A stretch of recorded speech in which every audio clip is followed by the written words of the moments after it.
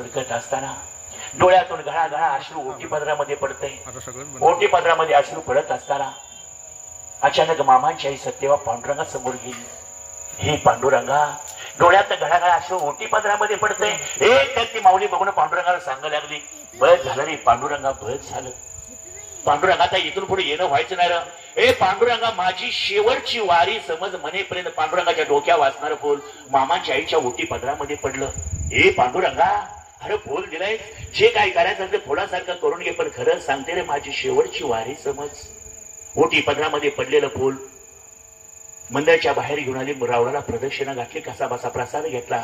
पुन्हा दिंडी सोळा गावाला मार्गस्थ झाला. घरी आल्याबरोबर ओटी पदरामध्ये पडलेलं फूल देवघरामध्ये पूजेसाठी ठेवलं. वारी सफल झाली. वारीचं मानधन म्हणून गरीब धनगर कुटुंब असताना, मोलमजुरी करणारा कुटुंब असताना सुद्धा 100-200 लोकांना अन्नदान केलं. 100-200 लोकांच्या हातावर पाणी गाठलं. परमेश्वरानं कुळ शोधलं तर सतोशील माता शोधली. अवतार घ्यायचाच होता, अवतार घ्यायचा आहे. मग देवाला अवतार घ्यायचं म्हणतो, देव कुठेही अवतार घेणार नाही. त्यासाठी कुळ शोधावं लागेल. कुळ शोधलं तर सतोशील माता शोधावीच लागल. 4 महिने, 6 महिने, 8 महिने, 9 महिने, 9 दिवस, वार रविवार, एकादश, सोमवार, द्वादश.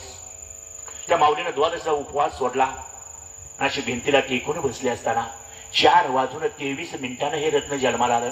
मामा जन्माला आल्यावर इकडे सूर्य उगवावा आणि धरणीवर लक अशी सूर्याची किरण पडावी. त्या गरीब धनगराच्या घरामध्ये दिव्य असा प्रकाश पडला, उजेड पडला. मामाच्या जीवनातील हा पहिला दृष्टांत होता, पहिला चमत्कार होता. माय मावल्या, आया बाया, हे आगळं वेगळं कसलं लेकरू जन्माला आलंय. सगळा गाव जमा होऊ लागला. आता सांगपणे बारसं झालं. बाळू नाव ठेवलं गेलं. मामा रांगू लागला. रांगता रांगता चालू लागलं. चालायला लागल्या बरोबर या परमेश्वराच्या मुखातून जो पहिला शब्द बाहेर आला तो म्हणजे विठ्ठल विठ्ठल विठ्ठल. सतत विठ्ठला नामस्मरण. एकच बसायचं, कोणात कधी मिसळायचं नाही. जगदुन्या सरळ चालतं. मामा उलट्या उड्या मारायचं. झाडाच्या उंच टोकावर चढून बसायचं. आईने खालून विचारलं तर मामा वरून सांगायचं, हेच माझं शिखर आहे. काट्यावरती झोपायचं. येणार जाणार लोकांनी विचारलं, मामा सांगायचं, हीच माझी पुढाची गादी आहे. उलटं वागणं, उलटं चालणं. त्यामुळे बाळू मामाला येडा बाळू खोळा बाळू शिका बोरतब झाली. सगळा अक्कोळ गाव येडा बाळू खोळा बाळू म्हणत असताना मामांची आई सत्यवा ती माऊली पांडुरंगा तोच देऊ लागली. हे कार पांडुरंगा, नव्हतं तुला मागितलं पहिली मुलगी, दुसरा मुलगा, तिसरा मुलगा असताना येडं खोळं पोरग माझ्या तू पोटी का घातलंस?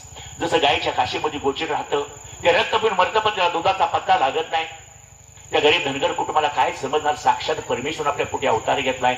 हळूहळू मामाचं वय वाढायला लागलं. सगळं घर चित्राग्राचं झालं. देव देवऋषी डॉक्टर वैद्य करायला सुरुवात झाली. गुणकुटीना काळ लोटला. सगळं घर चित्राकाश असताना मामाच्या वडिलांनी विचार केला, हे आयुष्यभर येडे तेडे खुळं ते खुळं राहील. जर आपण बाळूला कुठं जर चाकरीला ठेवलं, बाळाच्या जेवदुनीवर उठून बसून बाळूच्या बुद्धीमध्ये फरक पडल. या विचारानं मामांची थोरली बहिणी गंगवाका तिची कुठे जर चाकरी ठेवलं तर 4 माणसात उठून बसून बाळूच्या बुद्धीमध्ये फरक पडल. या विचारानं जैन चंदुलाल शील सावकार यांच्या घरी गायगुणाचा गोठा भरलेला. तिथं चाकरीला ठेवल्याचं नियोजन झालं गेलं. मामांची वडील माया पारबावी मामानं घेऊन चंदुलाल शेठच्या वाड्यावर आल्याबरोबर चंदुलाल शेठने सांगून टाकले, तुझं येडं खुळं पोरग आहे, काय करून घेतलं मी काय करू ना. पण मामाच्या वडिलांनी हात जोडून सांगितलं, अहो शेठजी काही करा, गाय गुळांचा तुमच्या सांभाळ करल. 4 माणसात उठून बसून माझ्या लेकराच्या बुद्धीमध्ये फरक पडल. वडिलांनी मामाचे हात जोडल्यानंतर वयाच्या 12 वर्षीय परमेश्वराला जैन बांधवाने चाकरीत ठेवून घेतलं. गडी समजून गड्याप्रमाणे वागणूक या बाळू मामानं स्वतःच्या आई वडिलांना समजून दिलं नव्हतं. जैन बांधवाला काय समजणार? गडी समजून गड्याप्रमाणे वागणूक. मामाना झोपण्यासाठी गायच्या गुरामध्ये आडगळीची खोली दिली आणि जेवणासाठी चंदुलालशीच्या आईने फुटकी थाळी दिली. थाळीला मधोमध छिद्र. त्या थाळीमध्ये मामा काहीतरी चिपकाचं पोटभर जेवण करायचं आणि जसा श्रीकृष्ण गोप गड्यावर रानावरात गाय गुरांचा सांभाळ करायचा तसा मामांचा दिनक्रम चालू झाला. काळ लोटला गेला. 2 वर्षाचा काळा लिंगापूरचा भाग आहे. कडक उन्हाळा आहे.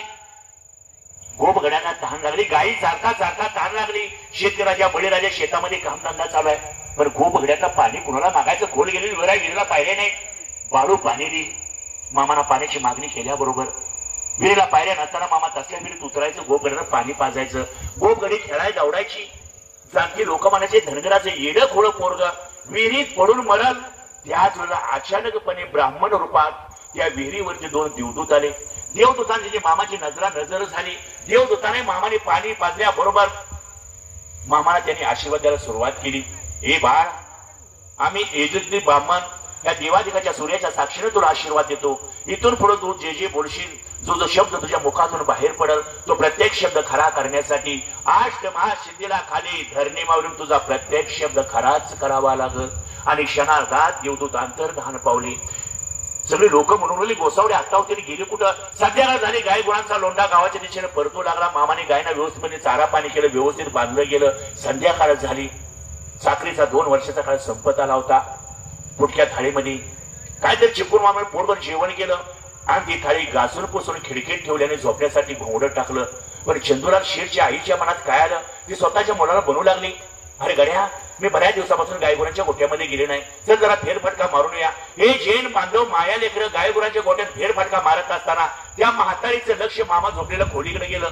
लाईट नसताना, दिवाबत्ती नसताना त्या खोलीमध्ये दिव्याचा प्रकाश पडता, उजेड पडला होता. हे जैन बांधव खोलीच्या दिशेनं कशाचा प्रकाश आहे पाहण्यासाठी पटापट पावलं टाकेल खोलीमध्ये गेले. खोलीमध्ये प्रवेश केला. दृश्य बघितलं. त्या फुटक्या थाळीच्या छिद्रामधून मामांच्या चेहऱ्यावर दिव्याचा प्रकाश पडला, उजेड पडला होता. या जैन बांधवांनी मामांच्या चेहऱ्याकडे बघितल्याबरोबर क्षणार्धात या बाळू मामानं साक्षात पंढरीच्या पांडुरंगाच्या चेहऱ्याचं दर्शन घडवलं. मामाने झोपेचं सोंग घेतलं.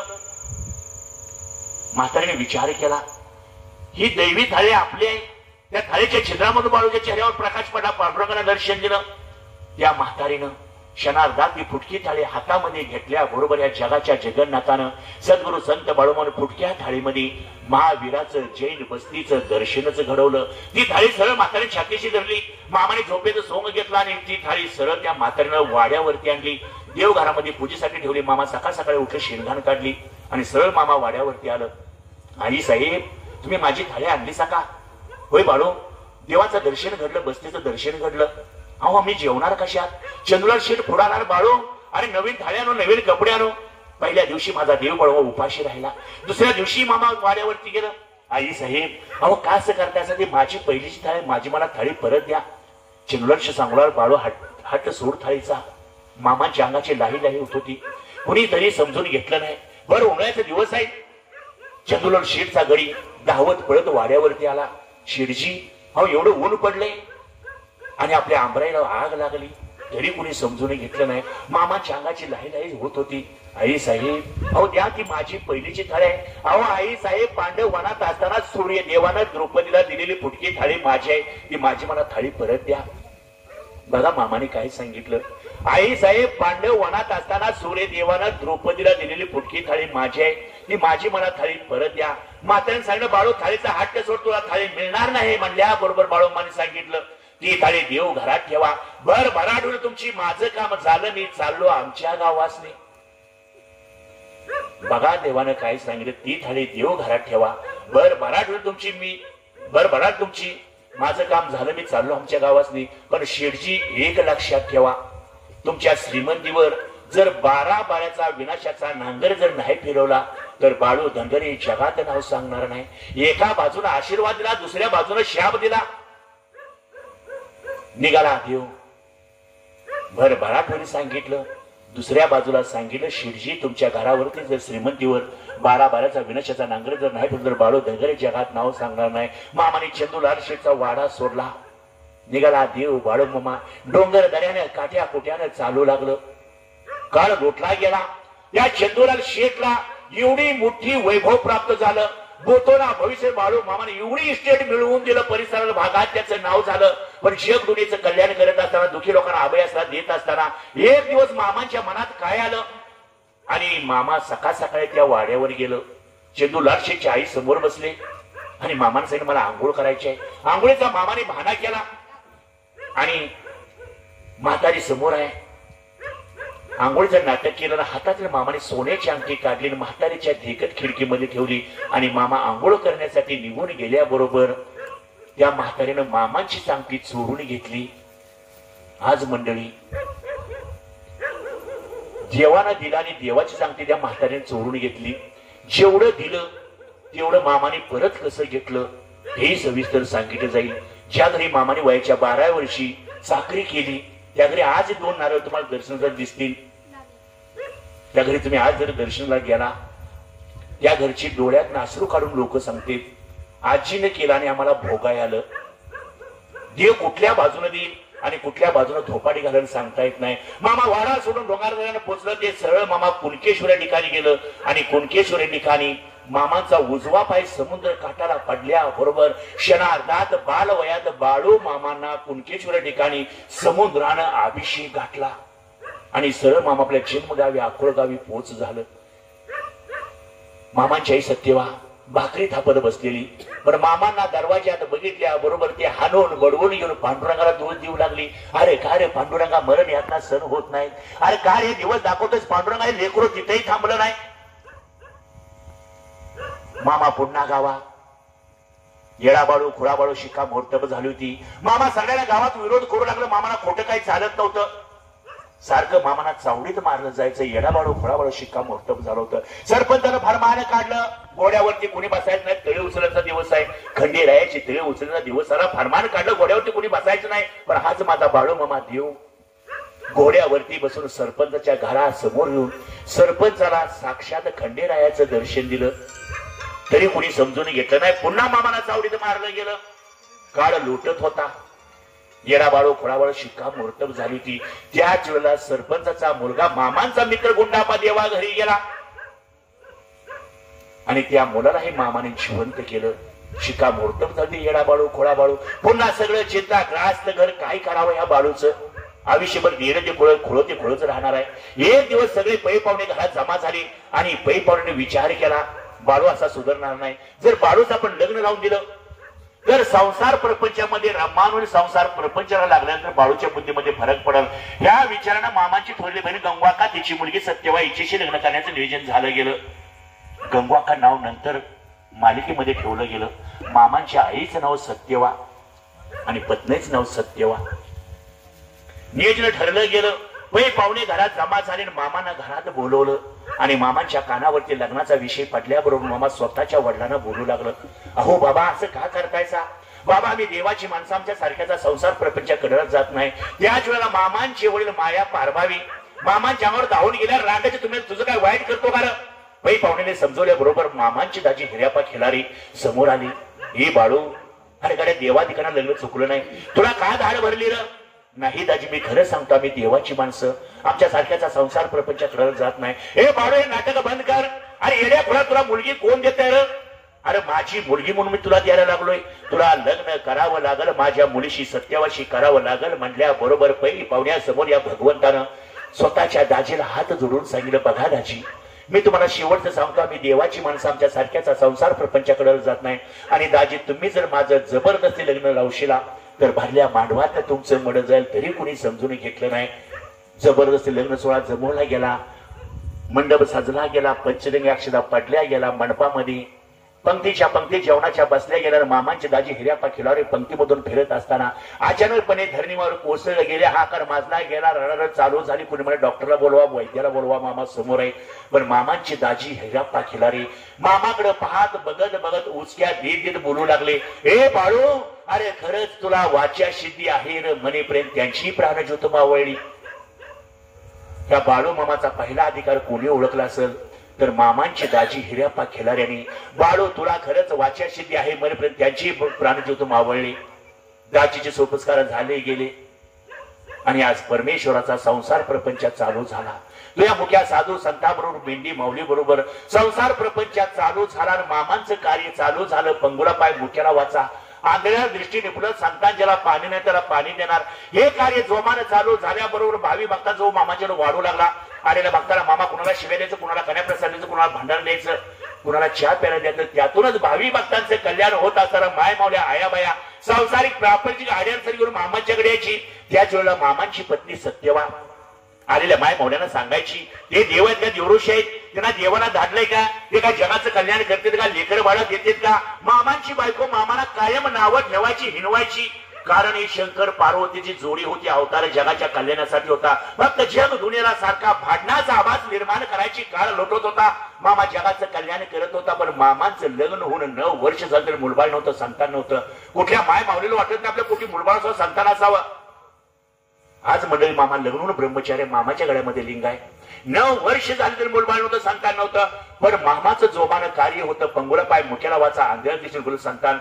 त्याच वेळेला जसं तुम्ही जनसमुदाय जमलाय, मुरगुड गावात मामांचा मुक्काम पडला आणि त्याच वेळेला मामांची पत्नी सत्यवा एक मेंढी माऊलीचं पिल्लू घेऊन मामांच्या समोर तिनं बोलून दाखवलं. मलाही वाटते मुलबाळ असावं, संतान असावं. त्यावेळेला ब्रह्मांड नायकानं जो समुद्र मंथनातून भांडारा निर्माण केले, चिमट आपल्या हातावर घेतली, स्वतःच्या पत्नीच्या हातावरती ठेवली आणि खा म्हणून सांगितलं. मंडळी त्यावरती गर्भधारणा राहिली. लग्न होऊन ब्रह्मचर्य आहे मामाच. काळ लोटला गेला आणि सत्यवा देवी 7 महिन्याची गरोदर असताना मामांचा मुक्काम आदमापूर पासून 22 ते 23 किलोमीटर कापशी गावाला बाळेबोळ या शेतात पडला गेला. आणि त्याच वेळेला अक्कोळगावची यात्रा आली. सत्यवानं हट्ट धरला, मला यात्रेला जायचंय. मामा सांगू लागले, सत्यवाला येडी का खोडी झालीस ग? अगं 9 महिन्याचं ओझं घेऊन जाणं काय बरोबर नाही, तू यात्रेला जाऊ नकोस. आरती झाली, प्रसाद झाला, सेवा झाली, मेंढर सोडून निघून गेले. मामांच्या बरोबर काय म्हातारा मेंढराचा कळप मामा मेंढर सोडून निघून गेल्याबरोबर सत्यवानं माय मौल्यात जमा केल्याने ती सांगू लागली, काय ऐकायचं त्यांचं, हे करू नको, ते करू नको, इकडे जाऊ नको, तिकडे जाऊ नको, आपण यात्रेला जायचं. आणि माय मौल्या जमा करून मामांची पत्नी सत्यवा यात्रेचा रस्ता चालू लागल्या.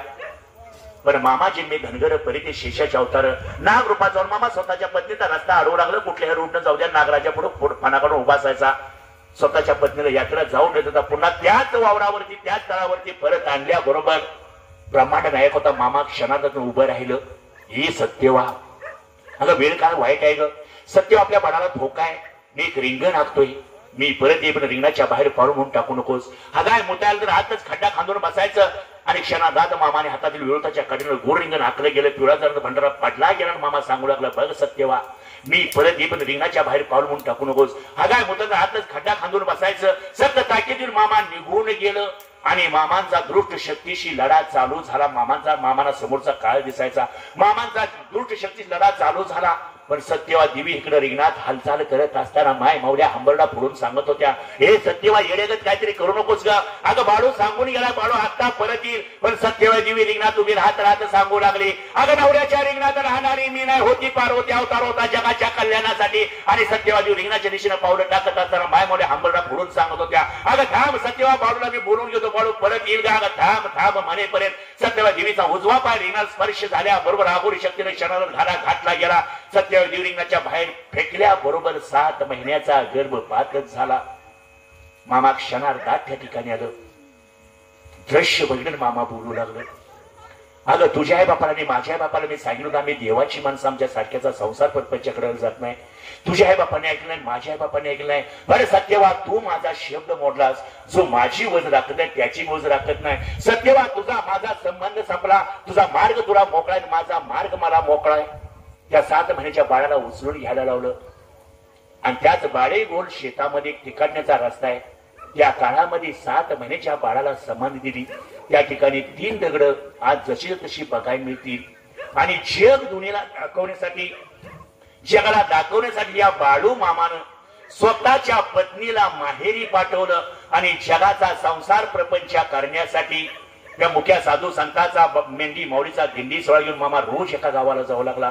भक्तांचं कल्याण करू लागला. भक्तांचं कल्याण करत असताना ह्याच दिवसामध्ये हेच काय नाही. आणि मामांचा मुक्काम कर्नाटक राज्यामध्ये सौंदर्य डोंगराच्या पायथ्याला पडला गेला. भव्य दिव्य सौंदर्य डोंगर, हिरव्याने नटलेला सौंदर्य डोंगर परिसरामध्ये वार्ता पुसली. मामांची मेंढराली सकाळ संध्याकाळ आरती चालू झाली.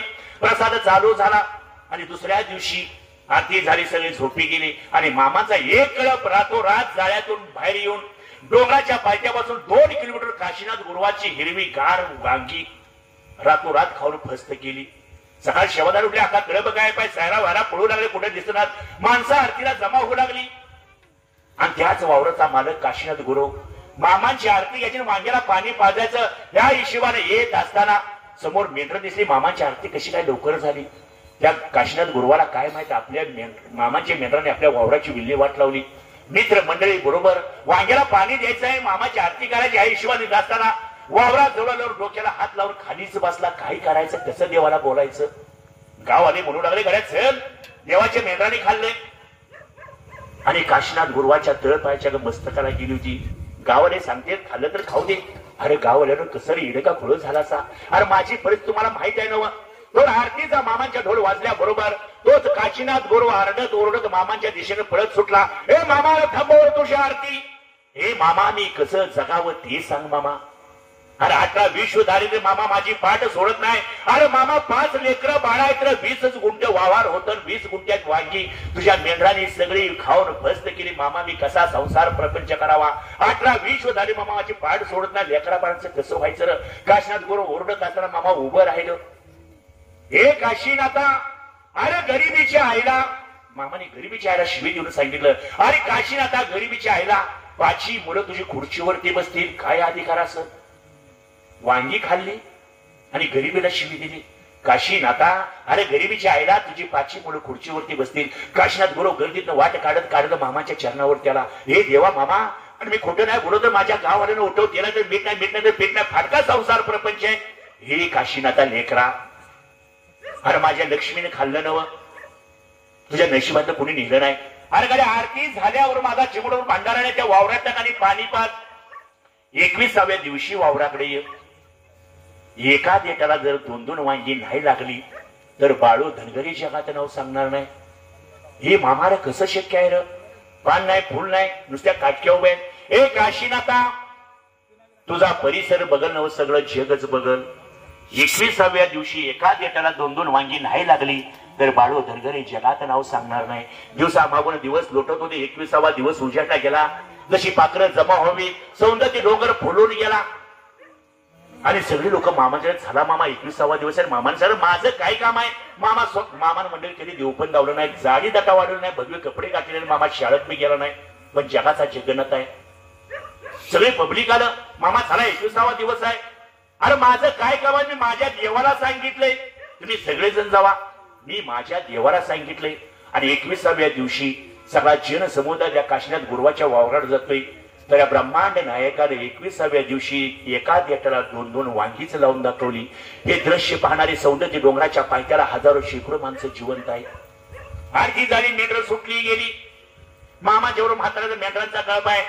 डोंगराच्या पायथ्याला मेंढर चढते तर भाविक भक्तांच्या आडी अडचणी मामा सोडवत असताना त्याचं सौंदर्य डोंगराच्या रोडनं काही मंडळी हाताला कोकरं बकरं घेऊन अशी रोडनं चाललेली. पण मामांची मेंढरं दिसल्याबरोबर ते भक्त मंडळी मामांच्या दर्शनासाठी रस्ता उतरून मामांच्याकडे आल्याबरोबर देवानं सहज विचारलं, अरे बाबा, ही कोकरं बकरं घेऊन तुम्ही इकडं कुठं चालला असा. दर्शन घेत त्या भक्तानं सांगितलं, हो मामा, या सौंदर्य डोंगरावरती नवसाला पावणारा देवी यल्लमा माता आहे. तिला आम्ही नवस बोललो, ते नवस फेडण्यासाठी हे कोंबडं बकरं कोकरी आम्ही डोंगरावर चाललोय म्हटल्याबरोबर मामांच्या तळ पायाच्या मस्तकाला गेली. हे लेकरानो, हे तुम्ही काम करा, मी जरा देवीचं दर्शन घेऊन येईपर्यंत तुम्ही आणलेली कोकरं बकरं माझ्या मेंढरा सोडा, माझ्या मेंढराचे राखण करा.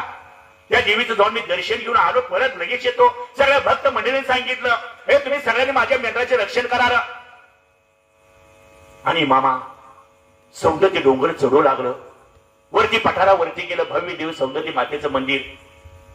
मामा मंदिराच्या पायऱ्या चढू लागलं. गेलं मातेचा दरवाजा बंद, पण मामाच्या पायातील चप्पल कर वाजल्याबरोबर बंद दरवाजा खडकन उघडला गेला. मामाने मंदिरामध्ये प्रवेश केला. मंडळी, मामा कुठल्याही मंदिरात जात असताना आपल्या पायातील कोल्हापुरी चप्पल कधी काढत नव्हतं. मामा जेवण करत असताना चप्पल कधी काढत नव्हतं. आणि जरी मामा चिखलातून जरी चाललं तर मामांच्या चप्पलला चिखलाने कधी स्पर्श केला नाही. बघणारे लोक जिवंत आहेत. मंदिरामध्ये प्रवेश केल्याबरोबर समोर यल्लमा माता, हे माझ्या भणी यल्लमा, अगं तू येणे का खुळी झालीस ग. अगं माझं भोर गरीब आता काबाड कष्ट करून कुटुंबाचा उदरनिर्वाह करते. त्यांना कोंबडं बकरं कोकरं का मागते.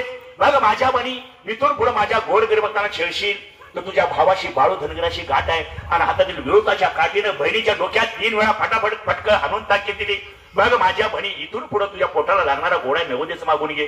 कोंबड्या बकरं मागशील, तुझ्या भावाशी बाळू धनगराशी गाठ आहे. बहिणीला सक्त ताकीद दिली. आणि मामा मंदिराच्या पायऱ्या उतरू लागलं. पायऱ्या उतरून खाली आल्याबरोबर मामाने बहिणीने सहज पाठीमागं ओढून बघितलं तर यल्लमा मातेच्या आसनाचं रक्षण करणारा 5 फडी भुजंग नागराजा मामांच्या पाठीमागं पायऱ्या उतरू लागला. मामा उभं राहून सांगू लागलं, हे नागराजा, अरे पाठी माघारी जा आणि तू तुझ्या देवीच्या आसनाचं रक्षण कर. पुन्हा मामा चालू लागलं. पठारावरती आलं. काही भक्त मंडळ विचार करू लागत, एवढा उशीर का लागला. मामा लगेच जाऊन परत येणार होते. काही निवडक मंडळी सौंदर्य डोंगर चढून वर आले. त्यांनी लांबून दृश्य बघितलं. मामांच्या पाठीमागं 5 फडी भुजंग नागराजा येतोय. मामा पठारावरती आला. तो 5 फडी भुजंग नागराजा पाठीमागं न जाता मामाच्या पाठीमागं चालत आला. मामा पठारावरती उभं राहिलं. पाठीमागं ओढून बघितलं तर नागराजा उभाच आहे. मामा पुन्हा सांगू लागलं, हे नागराजा, आणि मी रोज एका गावाला जाणार आहे, किती दिवस फिरणार. डोंगरावरती आलेल्या मंडळींना घाम सुटला. क्षणार्धा त्या 5 पडी भुजंग नागराजानं मामांच्या चरणावर फणा टेकवला, नतमस्तक झाला आणि त्यालाही वाचा फुटली. हे मामा, अरे जगायचं तर तुझ्यासाठी आणि मरायचं तुझ्यासाठी, मी तुझ्या बरोबरच येणार म्हणल्या बरोबर या परमेश्वरानं त्या 5 पडी भुजंग नागराजाला उचलून घेतल्या बरोबर डोंगरावरती आलेली मंडळी दापा टाकीत झाडाखाली जाऊन बसले. ते लिंबाचं झाड आज सौंदर्य डोंगराच्या पायथ्याला उभा आहे. त्या नागराजाला घेऊन मामा खाली आलं. शेवटानं आवाज दिला, माझ्या मेंढीबाजून दूध काढून आणणार. एक तांब्यावर दूध काढून आणलं. भावी भक्तासमोर एका ताटात दूध वतल्या बरोबर तो 5 पडी भुजंग नागराच्या समोर आला. दूध पिल्या बरोबर मामा ह्यात परी साधा सुद्धा तंबू मारायचं. त्या तंबूत मार्गस्थ झाला.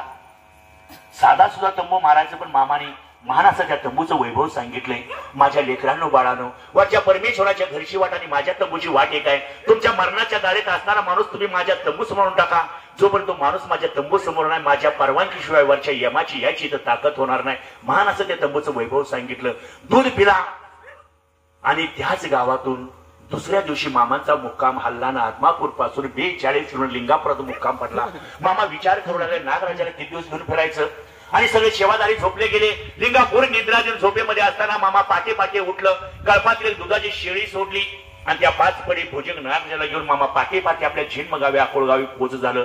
अकोळगावी झोपेमध्ये होता. शब्दत होती, शांतत होती. मामाने दुधाची शेळी परड्यामध्ये बांधू लागलं. शेळी बांधत असताना तोपर्यंत त्या 5 पडी भुजंग नागराजानं मामांच्या गळ्याला येडा मारून डोक्यावरती फणा पसरवला. निघाला देव बाळो आपल्या घराच्या दिशेनं पावलं टाकू लागलं. घरासमोर आलं.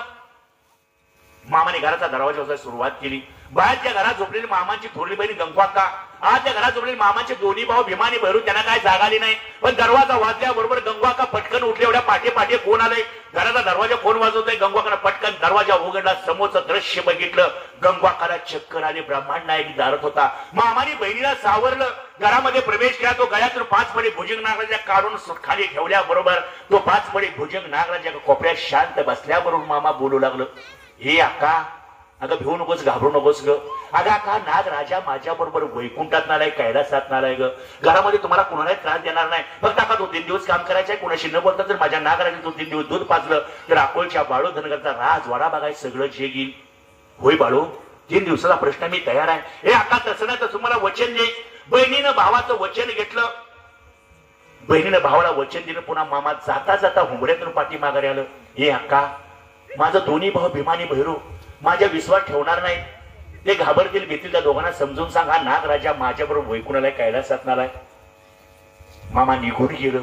भीमा भैरू उठल्याबरोबर नागराजा दिसल्यावर काटे घ्या, कुराडी घ्या. गंगवाक्का समोर आले. भिवू नका, घाबरू नका. बाळू पाटे पाटे येऊन गेला. बाळू मला सांगून गेलाय, जर या नागराजाला मी 3 दिवस दूध पाजलं, अकोळच्या बाळू धनगरचा राज वाडा बघा सगळं जे येईल. ए अक्का, अगं बाळू आपला येडा गेला खोळ्या टोळा तुला माहित नाही का. कधी कुत्र्यात ते कधी मांजरात ते. अक्का तो 5 पडी भुजंग नाग आहे. तो त्याच्या जातीव गेल्याशिवाय राहील का.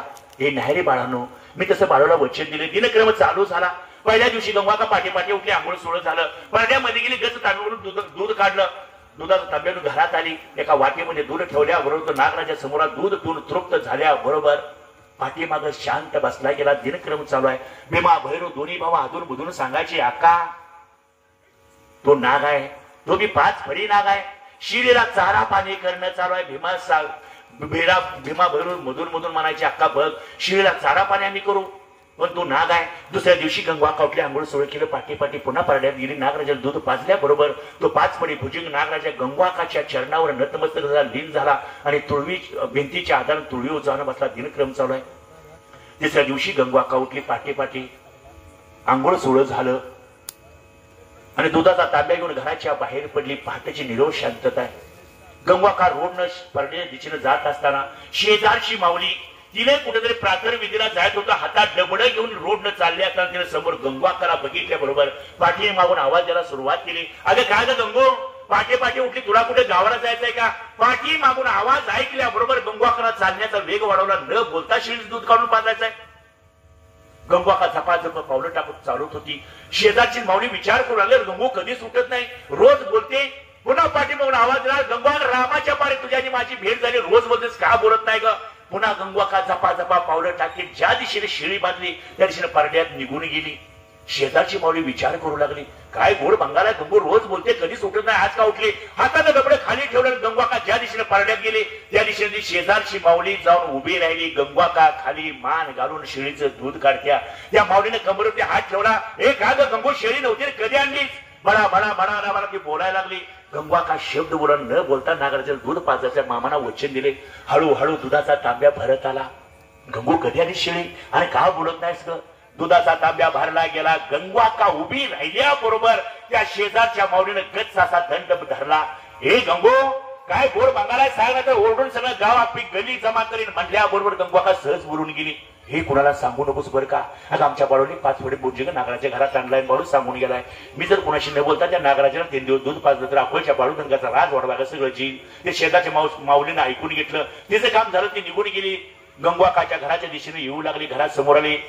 डाव्या हातात दुधाचा तांब्या, उजव्या हातानं घराचा दरवाजा उघडल्या बरोबर आत प्रवेश केला. आणि गंगवाका आत आल्या बरोबर तोच 5 फडी भुजंग नागराजा तुळवीवरून उडी मारून चिनकार फुणकार मारत फडा काढून गंगवाकाच्या पाठीमागे धावत पडत सुटल्या बरोबर दुधाचा तांब्या फटकन पडला. आणि गंगवाका आरडत ओरडत बोंबडत घराच्या बाहेर पडत सुटली. आपली बहीण का ओरडते? भीमा भरू पटकन बाहेर दृश्य बघितलं. 5 फडी भुजंग नागराजा हुमऱ्यावरती चिनकार फुणकार फणा काढून गंगवाकाकडे बघत उभा आहे. गाव गल्ली सगळी जमा झाली तरी तो 5 फडी भुजंग नागराजा हुमऱ्यावरती फणा काढून चिनकार फुणकार मारत असताना मामाच्या दोन्ही भावांनी मागला पुढला विचार न करता शिडी बांधल्या पारड्यात गेले आणि कुणाच्या भरीवशा विरोधकाकडे उपसून काढल्या. भीमा नावाचा भाव सावतेने पाठी मागून झाला. जाणती लोक सांगू लागले, भीमा भैरो अरे बाळून आपण बोलवून येऊन येण्यागत काहीतरी करू नका म्हणेपर्यंत भीमा नावाच्या भावानं सावतेने घरामध्ये प्रवेश करून पाठी मागणं. नागराजाच्या शब्दावरती घनघनाती गाव घातल्या बरोबर नागराजाचं कमारक मोडलं गेलं. तिकडे मामाच्या कमरवरती ओढ उठला. भैरू नावाचा भाव समोर आहे.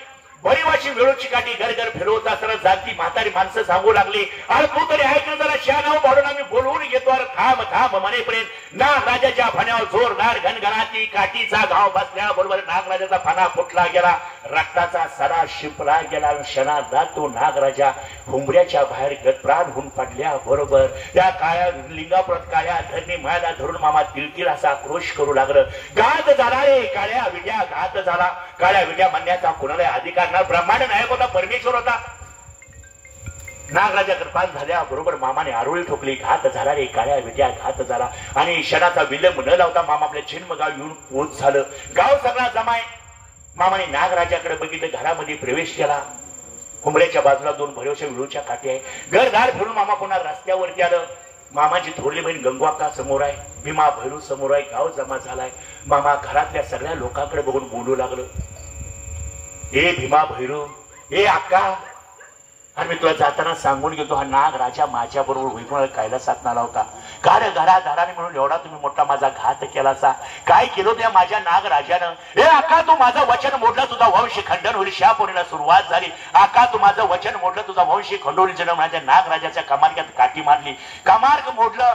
तो 6 महिन्यात कमार्क मोडून तो देवा घरी जाईल. माझ्या नागराचा फणा फोडला. रक्ताचा सारा शिंपला. 6 महिने त्या घरातून मड जाईल. शापाडीला सुरुवात झाली होती. मामांची थोडीतरी गंगवाका मामाच्या चरणावर आसरून ढाळत होती. गडागडा लोळत होती. जाती माणसं सांगू लागलं, बाळू बहिणीचा विचार कर.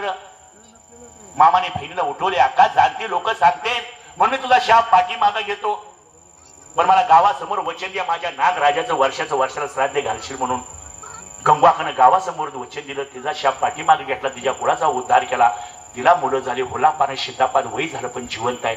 जिने नाग राजाचं कमार्क मोडलं. 6 महिन्यात ते देवा घरी गेलं, पण त्याला योगायोगानं मुलगा झाला. त्याचं नाव दादू. दादू सांभाळ मामाने केला. घरदार शापाने मिळलं. एक मुलगा झाला दादू, त्याचं नाव. त्याचं लग्न मामानेच लावून दिलं. चिपळी गावची सोनाबाई. आज ती माऊली 3 वर्षासाठी देवा घरी गेली. घराण्याला शाप दिला आणि मामा बोलू लागलं, इथून पुढं माझ्या जन्मगावी माझं पाऊल म्हणून कधी पडणार नाही, पण इथून पुढे माझ्या घरचे असेच रस्त्यावरती रोजगार करून भीक मागून जगतील. माझ्या इस्टेटीवरती अधिकार सांगणार कुणी राहणार नाही. आज 19 ठिकाणी किती मेंढर, किती ट्रॅक्टर, किती टोल्या, किती भांडी, 20वा आदमापूर. पण ह्याला मालक जगाचा जगन्नाथ सृष्टीचा अधिपती शंभू कैलासनाथ शेषाचा अवतार सद्गुरु संत बाळूच मामा. कुणाचा अधिकार नाही. जमलेला सर्व भावी भक्तांना हात जोडून विनंती, हात जोडून प्रार्थना आहे. मामा जवळ कुठेही एजंट नाही, मामा कुणाच्या अंगात येत नाही, मामाचं कोणी भविष्य सांगत नाही, मामाचं कोणी 1 रुपया भीक मागत बोंबलत फिरत नाही.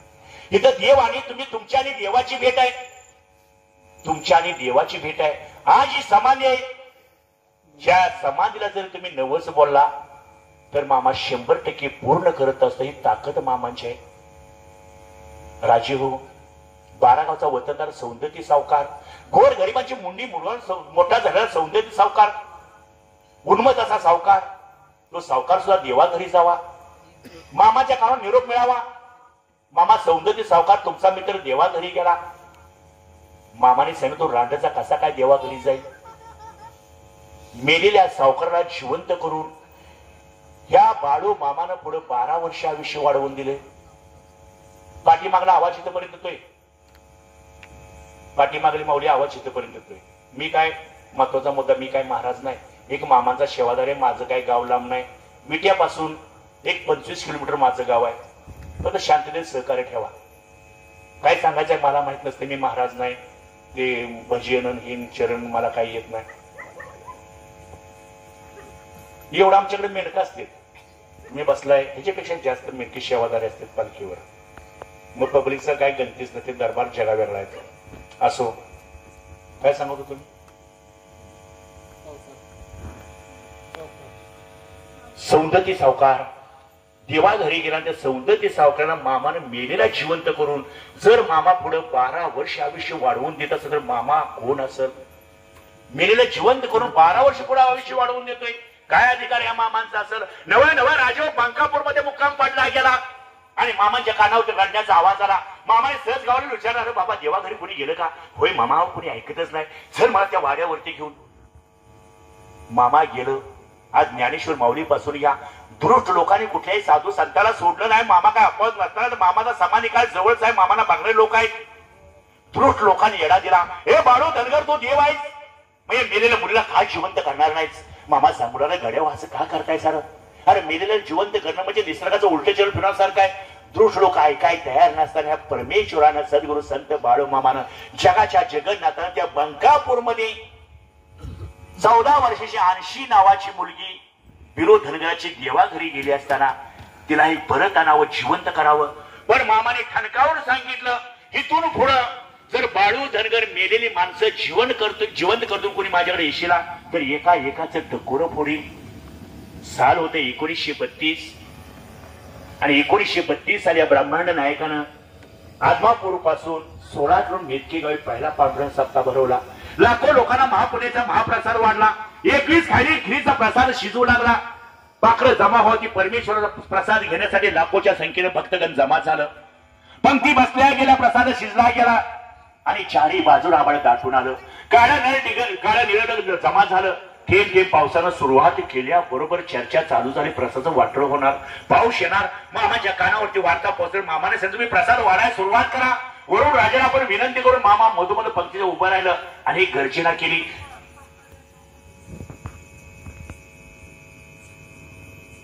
मामाने डोक्याला हात लावला आणि आकाशाकडे म्हणून गर्जना केली.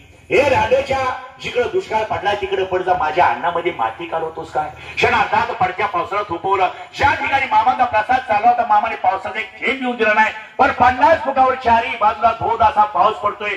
50 फुटावर चिकोत्रा नदी गरुड पाण्याने भरून वाहू लागली. त्याच वेळेला सर्व भावी भक्तांनी आपल्या समोरील पात्र पोटभर प्रसाद घेतला आणि समोरील पात्र चिकोत्रा नदीच्या कडेला भला मोठासा ढीग लावला. फौजदार साहेब दुष्ट लोकांच्या बरोबर तिथं पोच झाला. दुष्ट लोक सांगू लागले, बघा बघा फौजदार साहेब ढोल वाजणार, थोड्या होणार, मारामारी होणार, काय नाही होणार. आज बाळू धनगराला सोडू नका. फौजदार समोर आले, कोण आले बाळू धनगर, कोणाच्या परवानगीने माणसं जमा केली. मामा सांगणार, फौजदार साहेब मी अन्नदान करतो, सगळ्या जगाला ठाव आहे. तो पण तो वैद्यकीय अधिकारी समोर आले. फौजदार साहेब मामा अन्नदान करते तर मान्य आहे, पण सगळ्या भावी भक्तांनी पात्राचा ढीग नदीच्या कडेला भला मोठा लावलाय. ते पात्र पाण्यात जातील, पाणी दूषित होईल. पाणी दूषित झाल्यामुळे लोकांना पिण्यालायक राहणार नाही, लोक आजारी पडतील. म्हणल्याबरोबर फौजदारा शेवाला, हे बाळू धनगरा लोक आजारी पडतील, कोण जबाबदारी आला. फौजदार साहेब पात्र कुठे टाकायला लागतील. फौजदारांना हात केला त्या डोंगराच्या पलीकडं. भावी भक्त म्हणून फौजदार साहेब अहो लोक इथं जेवलेत आणि तो 2 किलोमीटर हमीदवाड्याचा डोंगर आहे, कसं काय पात्र नेणं शक्य आहे. हा बाळू धनगरा नाटक बंद कर, जमत नसेल तर नाटक बंद कर म्हणल्यावर मामा उभं राहिलं. फौजदार साहेब पुन्हा एकदा सांगा पात्र कुठं टाकायला लागते. फौजदारानं पुन्हा हात केला. त्या डोंगराच्या पलीकडं क्षणादात मामा उठलं, खालीवर घोंगडं टाकलं. चला फौजदार साहेब. निघाला देव बाळू मामा पात्राच्या दिशेने निघाला. दृष्ट लोक सांगू लागले, फौजदार साहेब आता बाळू धनगर भेटलाय, सोडायचा नाही. दृष्ट भावी भक्त म्हणू लागले, काय या लोकांना पडले, का देवाच्या मागे लागले. पात्राचा आणि मामांचा ढिगाचा काही अंतर राहिलं. त्या बाळू मामा त्या पात्राच्या ढिगाकडे दृष्टीक्षेप टाकला आणि खांद्यावर घोंगडं झटकल्या बरोबर आपल्या सामर्थ्यावर त्या ठिकाणी वारं वावटं तयार केलं आणि आपल्या सामर्थ्यावर तो पात्राचा अलगच असा ढीग हमीदवरच्या डोंगरानं निघाला. जे घोष चालू झाला, भांड्याची उधळण चालू झाली. मंडळी साल होतं 1932. पात्राचा ढीग आकाश मार्गाने चाललाय. फौजदार लीन झाला. मामा मामा माफ करा, त्या नालायक लोकांच्या नादाला तुम्हाला नाही तसलं बोललो. हे फौजदारा, तू सरकारी नोकऱ्या, तुझं तू काम केलंस, माझं मी काम केलं, प्रसाद घ्यायचा. पात्राचा ढीग आकाश मार्गाने चाललाय. भांड्याची उधळण चालल्या. साल होतं 1932 आणि क्षणात आकाश मार्गाने कुठून कसा मामांच्या हातामध्ये 14 फुटी सागवानी रणखांब आला. मामाने दोन्ही हाताने त्या नेतके गावी कण खांब उभा केला. मामा पाठीमागे सरला. जो समुद्र मंथनाचा भंडारा निर्माण केला, बचक भरली, खांबाच्या दिशेने टाकल्या बरोबर लालबन दागी चौघडा आकाश मार्गाने त्या खांबाला कडकड मिट्टी मारून निघून गेल्यावर मामा बोलू लागलं, माझ्या लेकरांनो बाळांनो, दिवसा सूर्य आहे, संध्याकाळी चंद्र आहे. असा एक खांब ब्रह्मदेवाच्या दरबारात कैलासात आहे आणि कैलासातून खांबी खालून तुमच्या मेथके गाव उभा केला. असा जगात कोठीही खांब नाही. इथून पुढं माझ्या कुणा भक्तांना गर्दी भूतपेशीची इडापिडा होईल. त्याने खांबाला स्पर्श केल्याबरोबर व्यक्ती चिटकून बसल, इडापिडा निघूनच जाईल. 1932 साली सांगितलं वैभव हाची चालू आहे आणि त्याच गावामध्ये मामानं 200 ज्वारीच्या पेंड्या मेंढरांनी नुकसान केलं. 20 गुंठ ज्वारी मेंढरांनी खाऊन टाकली, नुकसान झालं. त्या गावात मामाची भांडणी झाली, काढणी झाली, खोडणी झाली. 200 पेंड्या निघाल्या. 2-3 पोती ज्वारी होणार. मळणीला सुरुवात झाल्या बरोबर अचानक मामा त्या खळ्यावरती आलं. रामराम पाटील, रास कधी भरणार आहे सा? पाटील उभाच राहिला. अरे एक तर वेळे वाट लावून गेला असते, गेला वरून विचारलं, रास कधी भरणार आहेस? नाही पाटील दादा, त्या धनगराचे येड्या धनगरा 2 शब्द ऐका. तुम्ही रास आता भरू नका. सकाळी 4च्या टायमाला कोल्हो रोड शुक्राची चांदणी उगल त्यावेळेला रास भरायला सुरुवात करा. हा जिवंत असणारा पाटलांचा मुलगा हरी पाटील स्वतःच्या वडिलांना बोलू लागला, अहो बाबा ऐकावं जरा बाळूमाचं. अरे काय त्या धनगराचं ऐकायचंय? 2-3 पोती होणार आहेत. रास आता भरायचं, सकाळ भरायचं सारखंच आहे. तो पण गडी मामा समोर आला. पाटील सोळा त्या बाळू मामाचं, मी खरं सांगतोय मलाही कंटाळा आलाय, रास सकाळीच भरायला सुरुवात करू. गड्याच्या विनंतीला महाजन पाटलाने हो म्हणून सांगितलं. पण शुक्राची चांदणी उगवल्याबरोबर आज व्यक्ती जिवंत आहे. पाटलाचा मुलगा हरी पाटील. जाग आली. शुक्राची चांदणी उगवली, कोल्ह वराडलं, जाग आली. 2-3 पोती भरायला किती वेळ लागणार आहे? गडी मामाने दोघांनी पोती भरायला सुरुवात केली आणि 2-3 पोती मध्ये राज जशी तसे. गडी मामा वाड्यावरती गेला, पुन्हा पोती आणलेली पोती भरली तर राज जशी तशी आहे. पाटील उठला, डोळं विस्पारलं. 2-3 पोती होणार, एवढी पोती आली कुठनं? तरी राज जसे तसे. पाटील पुन्हा वाड्यावरती गेला, आजूबाजूची पोती जमा करून आणली आणि इकडे दिवस उगायला लागल्या बरोबर 2-3 पोती ज्वारी होणारी मेंढरांनी नुकसान केलं होतं. या बाळू मामानं बळवंत कुशेबा पाटील त्यांच्या वाड्यावरती 22 पोती खळ्यावरती धान्य दिलं. 22 पोती अधिकार मामांचा आहे. त्याच घड्यात मामांचे घोंगडं, पायातील चप्पल, हातातील काठी बघायला मिळत. फार असा त्या घरांना आशीर्वाद दिला. सांगाय मंडळी वेळ कमी आहे, लई काही सांगावं वाटतं.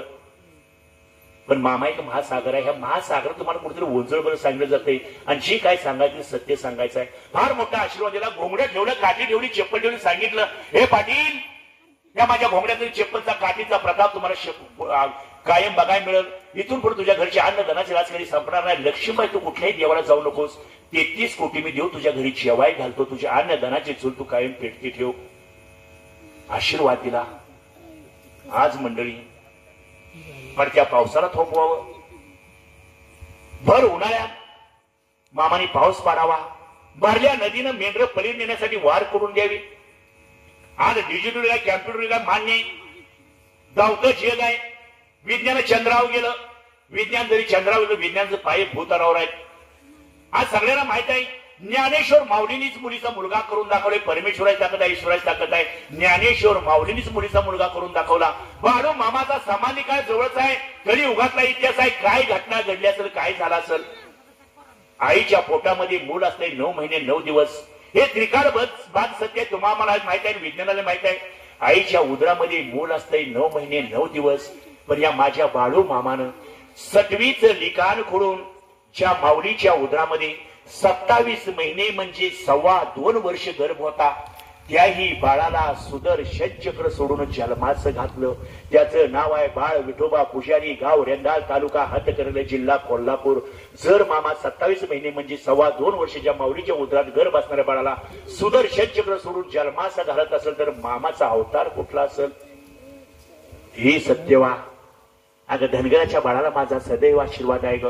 माझं धनगराचं बाळ मेंढी म्हणून आसोलाला मेंढी मारायला, मेंढीच्या मेंढक्याला माझा सदैव आशीर्वाद आहे. मेंढी माऊली मेंढक्याला जगदुरे फिरून होता, पण मेंढीच्या जेवण मेंढका सुखी राहील. ऐका बाळांनो, माझ्या ऐका कान्यांनो, सत्यवाला मामा अधून मधून म्हणायचं. अगं सत्यवा, कुळंब्याच्या बाळांना, शेतकरी राजाला, बळीराजाला माझा सदैव आशीर्वाद आहे. सत्यवा, अगं धनगराच्या बाळाला माझा कायम सदैव आशीर्वाद आहे. हे बस झालं तुमचं. इकडं तिकडं आलं की नुसतं एवढं सांगायचं धनगराच्या बाळाला माझा सदैव आशीर्वाद आहे. माझं धनगराचं बाळ मेंढी म्हणून आसोलाला मिठी मारण, मेंढीच्या मेंढक्याला माझा सदैव आशीर्वाद आहे. बळच झालं. सांगा तरी धनगराच्या बाळाला कसा आशीर्वाद दिला? हे सत्यवा, मी सांगण्यापेक्षा तुला एक दिवस दाखवूनच देतो. काळ लोटला गेला आणि सकाळ सकाळी मामा अचानक सत्यवा देवी समोर आलं. चल सत्यवा, माझा धनगराच्या बाळाला का आशीर्वाद आहे, माझं धनगराचं बाळ मेंढी म्हणून का सोलाला मिठी मारून तुला दाखवूनच देतो. निघालं शंकर पार्वतीचं यान, उड्डाण केलं. जोडी होती शंकर पार्वतीची, अवतार होता जगाच्या कल्याणासाठी. चल सत्यवा, मी तुला दाखवतो. तुम्ही मला आज दाखवाच. तुमचं ऐकते. धनगराच्या बाळाला माझा सदैव आशीर्वाद, सदैव आशीर्वाद आहे. मला बघायचंच आहे. आणि हे शंकर परंतु यान निघालं, उड्डाण मारलं. अहो इकडे कुठे झालं सत्यवा, शांत बस. आणि मामाच्या यानानं उड्डाण मारलं. एका डोंगर कपारीवर यान जाऊन थांबल्या. बरोबर मामांच्या हे खाली सत्यवा देवी यानातून खाली उतरली. अहो इकडे कुठं डोंगर दऱ्यातून कुठं आणलं सा? अगं सत्यवा, जरा डोंगर दऱ्याचा ढोको आणि कान शांत कर. तुला आवाज कसा येतोय बघ, जरा ध्यान दे. सत्यवा स्तब्ध उभी राहिली. तिच्या कानावर आवाज पडू लागला, हर हर तीर्थीर, हर हर तीर्थीर. अहो त्या डोंगर दऱ्याला बघा काय शेळ्या मेंढ्या धनगराची लेकरं बाळ आहेत. अगं होय गे सत्यवा, तीच माझी धनगराची लेकरं बाळ आहे. अगं सत्यवा, ते डोंगराच्या पायथ्याला बघ, तुला काय दिसतंय का? अहो होय की, माय मावल्या भाकरी थापताना दिसताय, धूर निघतोय, छोटी छोटी पानं दिसते, तंबू दिसते. होय ग सत्यवा, तीच माझी धनगराची बाळ आहेत. पाठीवरती विंचवाचं बिराड मारून ह्या डोंगर दऱ्यानं त्या डोंगर दऱ्यानं कायम फिरतात ग. आणि त्याच्या मुखामध्ये सारखं माझंच नाव असतंय, हर हर तीर्थीर, हर हर तीर्थीर. अहो मग त्यात काय झालं बघ सत्यवा, ध्यान दे जरा. आणि धनगराची लेकरं बाळा त्या शेंडे मेंढ्याच्या पाठीमाग मुखात हर हर तीर्थीर नाव. पण त्या डोंगर दऱ्याच्या गावाच्या बाजूला डोंगराला लागूनच भव्य दिव्य महादेवाचं मंदिर होतं. ते धनगराचं लेकरू जोडीदाराला म्हणलं, हे गड्या, हे मंदिर कशाचं मी बघून येऊ का? हे नको जाऊ, तिकडे लोक मारतील. ते गाव आहे, गावाच्या काठाला बाजूला मंदिर आहे. पण त्याला ओढ लागली होती, खरा भक्तिभाव होता, जायचं आहे मंदिरात. जोडीदाराला सांग माझी मेंढरा बघ, मी लगेच आलो. निघालं धनगराचं बाळ मेंढरा मंदिराच्या दिशेनं चालू लागलं. हे सत्यवा नीट बघ, लक्ष द्यायची, बाळ कुठं चाललंय? सत्यवा देवी निरखत होती, कुठं चाललंय लेकरू? कुठं केस कापलेली, फाटकी कापडं, मळकी कापडं. ते डोंगर दऱ्यानं मंदिराच्या दिशेनं चालू लागलं. हे आपण देवाला निघालो, काय ते आपल्या पण फुलं लागतील. हे धनगराचं बाळ गावतील तसली डोंगर दऱ्यातील दोन्ही हातानं फुलं तोडू लागलं. मंदिर काही अंतरावर आलं. अरे आपण देवाला फुलं घेतली. पाणी जोळजोळ वाहणारा मंदिराच्या कडेला बाजूला झरा होता. त्या धनगराच्या बाळानं हातातली फुलं खाली ठेवली, ओझरीनं पाणी तोंडात घेतलं आणि मंदिरात प्रवेश केला. महादेवाचं मंदिर, भव्य दिव्याशी मोठी पिंड. गाभाऱ्यात प्रवेश केला. तोंडातील पिचकारी वाकून त्या पिंडीवरती मारली. भक्ती भावानं डोंगर दरील फुलं वाहिली, नतमस्तक झालं. उड्या मारत पुन्हा मेंढराच्या दिशेनं जात असताना बाप दळण दळून गावात चालला होता. मुलगा दिसल्या बरोबर रस्त्यात आडवलं, कान पाडायला सुरुवात केला. रांडाच्या इकडं कुठं निघालायस? अहो बाबा देवळात गेलो होतो. बापानं आणि पुन्हा मारलं. ते रडत रडत पुन्हा मेंढरात गेलं. त्याला ओढ लागली होती. आई सांगायची लेकराचं जायचं नाही रे, ते गावाले काय म्हणत असतील. पण त्याला ओढ लागली होती. बापाची नजर चुकवायचं आणि ती लेकरू त्या मंदिरात दिसून जायचं. भर दुपार आहे. ते जोडीदाराला म्हटलं, मला लई मारलंय का रे? आई बी जाऊ देत नाही, बाबी जाऊ देत नाही, मी जाणारच आहे, तू फक्त नजार ठेव. हे सत्यवा नीट बघ, माझं धनगराचं लेकरू निघालं बघ. आणि ते बापाच्या आईच्या भीतीनं लेकरू डोंगर गड्याने कपारीनं असं पळत जात असताना अचानकपणे पाय टाचला, असा दगड घासला गेला, रक्ताची चिळकांडी उठली.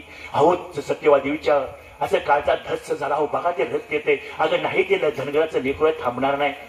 रक्त पायातून वाहते, ओढ लागले त्या पिंडीची, फुलं तोडते, रक्त आलेलं ध्यानात नाही, तोंडात पाणी घेतलं.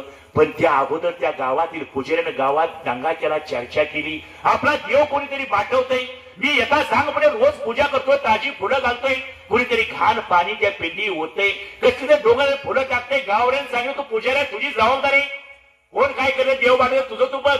आणि पुजारी त्या दिवशी मंदिरात लपून बसला. कोण देव पाठवते बघायचंय. पुजारी एका कोपऱ्यात दडून बसलाय. धनगराचं लेकरू पायातून रक्त येते, रक्त बंबाळ झाले, तोंडात पाणी घेतलं, हातात फुलं, मंदिराच्या दिशेने आलं, आत प्रवेश केला. टाचवर फरशीवरती मागं रक्त पडते. बघ सत्यवा ध्यान दे ग. त्या धनगराच्या बाळानं मंदिरामध्ये प्रवेश केला.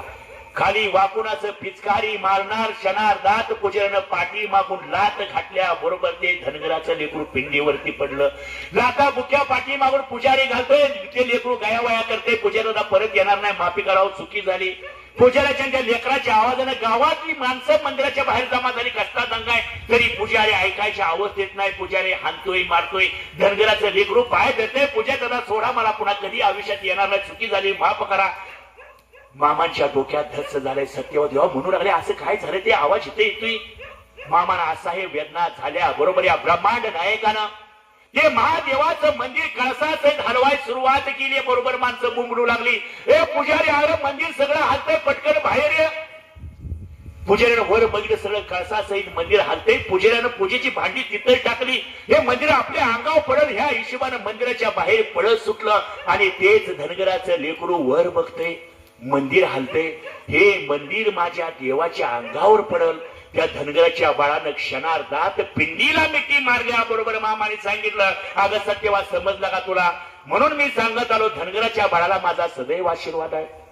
माझं धनगराचं बाळ मेंढी म्हणून असोला मिठी मारल.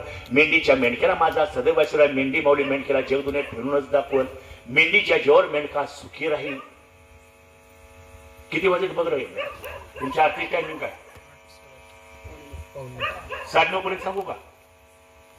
महिला म्हणलं 9:30. पाठीमागली मंडळी भुका वगैरे लागले नाहीत ना, तसं सांगा मला तुमचं नियोजन काय असते मला माहित नाही. 9:30ला प्रवचन बंद करू, सगळ्यांचं मत सांगा. 9:30 चालतं. मामानं आशीर्वादी दिला. आणि जसं ज्ञानेश्वर माऊलीला पहिल दिवस लागलं, समाधीची ओढ लागली, तसं मामा अधून मधून भावी भक्तांना बोलू लागलं, बाबा हो मला कात टाकायच्या, मला बाळंतवाचा मी जागा शोधतोय. बोलू नका फक्त, हे बाळांनो बोलू नका, मला कात टाकायच्या, मला बाळंतवाचं मी जागा शोधतोय. भावी भक्तांना काय समजायचं नाही, मामा तुम्ही तरी पुरुष आहात, कात टाकायचं बाळंतवाचं कसं काय? पण जसा नागराजा कातने देवा कातनं टाकलं तर जेवण व्हावा, तसं समाधी काळामध्ये अधून मधून मामा बोलू लागलं, होय लेकरांनो बाळांनो मला खरंच कात टाकायचे, मला बाळंतवाचा मी जागा शोधतोय. आणि मामांचा मुक्काम भाग्यवनाच्या आदमापूर गावी पडला गेला. मरगुबाच्या मंदिराच्या बाजूला मुक्काम, म्हातारी मेंढरांचा कळप मामांच्या बाजूला मरगुबाच्या मंदिराच्या बाजूला चरतोय. भर उन्हाचा दिवस आहे आणि आदमापूरचे शंकरराव भोसले सरकार शिकारीचा नाद. डोंगर उतरून खाली आले आणि मामांच्या समोरून जात असताना मामाने सहज विचारलं, अरे शंकरराव आज काय शिकार बिकार भेटली का नाही? होय मामा, पुढं डोंगर पालता घातला, पण येता येता त्या बाबडीच्या झाडावरती 2 होलं येवलेली पक्षी गावले बघा. मामा उभं राहायला बघू कऱ्या, कसले पक्षी आहेत ते? शंकरराव भोसले सरकारनं पिशवीतून मेलेले 2 लहान पक्षी बाहेर काढले, अंगातून रक्त येते. मामाने सांगितलं बघू कऱ्या कसले? मामाने ते हातावरती घेतलं, मेलेले पक्षी अंगातून रक्त येते. आणि या परमेश्वरानं मेलेल्या पक्षाच्या अंगावरून हात फिरवला आणि आकाश मार्गाने फिरकवल्या बरोबर मेलेलं पक्षी जिवंत झालं. डोंगराच्या दिशेनं मार्गस्थ झाल्या बरोबर शंकरराव भोसले सरकारनं मान खाली घातली, सरळ घरी पोचला. बंदूक खुंटीला अडकवत असताना त्याची लक्ष्मी पुढे आली. अहो बरं झालं तुम्ही लवकर आलासा. सगळे गावातली माय मावल्या मामाचं दर्शनी घेऊन आले. मामा मरगुबाच्या मंदिरात बसलेत. भोसले सरकारला अधिकार काढला होता, पण भोसले सरकारचा एकुलता एक 10-11 वर्षाचा मुलगा एवढा आजारी होता, तापानं फरफरत होता. वैद्य डॉक्टर करून झाले, ते गुणकटी येत नव्हता. बायकोनं सांगितलं जाऊन या, मुलाबद्दल मामा काहीतरी सांगतील. तो शंकरराव भोसले सरकार हातपाय धुतले, मुलाजवळ गेला, असा कपाळावरती हात ठेवला. तापानं मुलगा फणफणलंय. जसाच भोसले सरकार मामांच्याकडे आला, मामाच्या बाजूला बसला. मामा बिडी उडत बसलेलं आणि मामाने शंकरराव भोसले सांगितलं ओढ बिडी. ते बिडी उडत नव्हतं. अरे रांडेच्या ओढ बिडी म्हणतोय ना. शंकरराव भोसले सरकारनं बिडीचा झुरका वाढल्याबरोबर ठसका लागला. ठसका लागल्यावर मामाने सांगितलं ओढ घरीचा तुझं काम होत नाही. शंकरराव भोसले सरकार विचार करू लागला, मी देवाला काय सांगितलं नाही, काय बोललो नाही, मला देव घरी का घालवतोय. ठसका लागल्यावर सांगितलं मामाने अरे ओढ रांडेच्या घरी जा, तुझा मुलगा देवा घरी गेला. मरुबाईच्या मंदिरात बसून सांगितलं. ठसका लागल्याबरोबर सांगितलं शंकरराव ओढ अगोदर घरी जा, तुझा मुलगा देवा घरी गेला. शंकरराव भोसले सरकार जड हत्या करणारा घराच्या दिशेने परतू लागलं. घराचं काही अंतर राहिलं, कानावरती राज्याचा कीर्तनाचा आवाज येत होता आणि त्या मुलाची माय मांडीवर घेऊन आकरो असो ठाऊ ठाऊ फोडला होता. एकुलता एक मुलगाने देवा घरी गेला. मुलाचं सोपस्कारक झालं गेलं आणि पुन्हा शंकरराव भोसले सरकार मामाच्याकडे मामा अरे एकुलते एक होतं ते देवा घरी गेलं. मामा मला मुलबाळ होईल का, सत्कार होईल का. हे शंकर आवाज देव काय हातावर ठेवून बसलाय का. तू जर खरा भक्तिभावाचा असशील तर मी आवाज दिल्यावर घरातून बाहेर येशील. कारण लोटला गेला. एक दिवस पाठे मामा भाग्यवनाच्या आत्मापूर गावात घुसलं आणि शंकरराव भोसले सरकारच्या वाड्यासमोर जात असताना मामाने आवाज दिला शंकररावा घरात आहेच का. शंकरराव भोसले सरकार आंघोळ करत होतं. मामा जावा जाय केल्याबरोबर ओल्या कपड्याने शीप पळत सुटलं. घरची लक्ष्मी सांगू लागली, बायको सांगू लागली कपडे तरी घाला. नाही माझा मला देव बोलवतो, मला केलंच पाहिजे. रस्त्यावाला मामा कुठे दिसताना मामा मारुतीच्या मंदिराजवळ गाववाल्या समोर बसलं होतं. शंकरराव भोसले सरकार ओल्या कपड्यानिशी मामांच्या चरणावर लीन झाला. भक्तिभाव मामानं बघितला आणि मामा उभं राहिलं. हे शंकररावा अरे समोरचं माळरान कुणाचं आहे र. होय मामा माझंच आहे. मग गड्या थोडी मला जागा देशील का, मला कात टाकायच्या, मला बाळण व्हायचं, मी जागा शोधतोय. शंकरराव भोसले सरकारनं सांगितलं मामा ती तुम्हाला जागा आत्ताच दिली म्हटल्यावर मामाने त्याच्या खांद्यावर हात ठेवला. उठवले शंकररावा ही जागा आता माझी, पण गाड्या पुढल्या वर्षी तुझ्या घराचा पाळणा हलल. पण शंकररावा 2 मुली नंतर तुझ्या वंशाला एकच कोळ दीपक देईन. आज दुसरी पिढी चालू आहे. मामाने जागा फुकट घेतली नाही. मुलाच्या मोबदल्यात जागा समाजासाठी जागा घेतली. त्या घराला वंश दिला. दुसरी पिढी आहे. 2 मुली तरी एक मुलगाच होतो. ऑपरेशन करू नका. हे शंकरराव भोसले सरकारचा वाडा मामांच्या समाधीपासून 400-500 फुटावर आहे. दुसऱ्या मजल्यावर मामांची चप्पल घोंगडी छत्री बघायला मिळेल. मामा दुसऱ्या मजल्यावरती चढायचं. समाधी जागा फिक्स केली. काळ लोटला गेला आणि मामांची प्रकृती खालावत चालली. समाधी काळामध्ये मामांचा शेवटचा मुक्काम कर्नाटक राज्यामध्ये मावळहाटी गावी पडला. भव्य दिव्य असं मावळहाटी मोठे गाव. तर त्या मावळहाटी गावामध्ये 22 जणांची गुंडांची टोळी रोज चोऱ्या करायच्या, मारामाऱ्या करायच्या, लुटालूट करायची. अशा गावाला मामाचा शेवटचा समाधी काळ मुक्काम पडला गेला. शिवारात मेंढरा आल्या बरोबर 22 जण गावात पारावरती जमा झाली. विचारून चालू झाला. कुण्या धनगराची मेंढर आपल्या शिवारामध्ये आली. सगळे हाताला लागतील. धनगर मंडळी झोपल्याबरोबर हाताला लागतील एवढी मेंढर उचलायची नाही, बसपायची, मेजवानी करायची. नियोजन ठरलं गेलं. मेंढर शिवारात आले गेले.